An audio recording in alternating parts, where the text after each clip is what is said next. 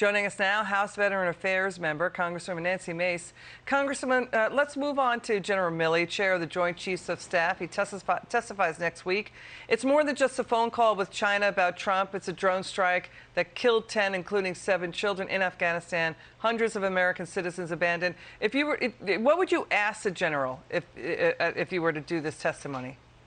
To bring us a transcript of his phone call with China. That is the #1 issue, I believe, that I want to hear about on Tuesday when he does testify before the Senate Armed Services Committee. I'm very much looking forward to seeing what his answers are. The last time I saw General Milley was in a briefing, bipartisan briefing with members from both sides of the aisle for the House, and I walked out of that briefing because he and other members of Biden's cabinet would not answer our questions in a classified briefing. So I'm going to be curious to see what he says at this Senate hearing next week. Congressman, General Mark Milley had called the drone strike a, quote, righteous strike against ISIS. It didn't kill ISIS terrorists. Former Obama Joint Chiefs Chair General Mullen, demands accountability. House Intelligence Ranking member Devin Nunes says subpoenas are needed on the decision tree here on this drone strike.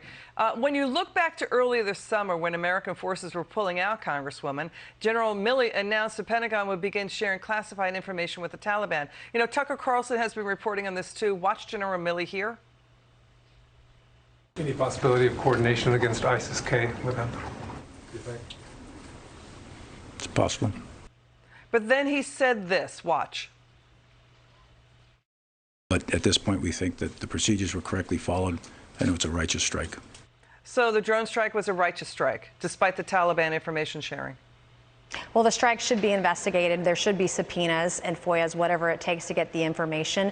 General Milley has been too busy botching drone strikes, botching the exit from Afghanistan, and politicizing our military to protect the homeland. One of the other issues we heard last week was when we heard that General Milley notified Pentagon top brass that with his approval and his approval only would they be allowed to follow through and follow the president's orders, going outside the chain of command, sowing distrust with our civilian commanders of our military.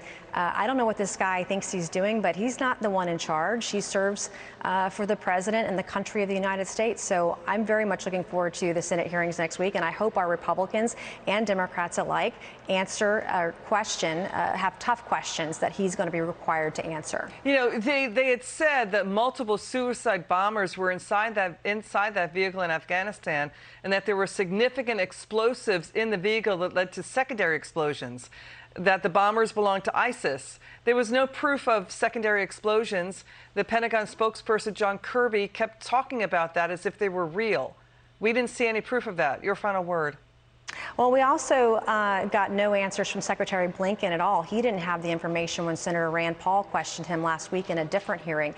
I've seen it over and over again, both publicly and in classified briefings, where members of President Biden's cabinet refuse to answer questions. And I hope this will be a real opportunity to ask questions from both sides of the aisle, tough questions that we demand answers. Congresswoman Nancy Mace, good to see you. Thank you.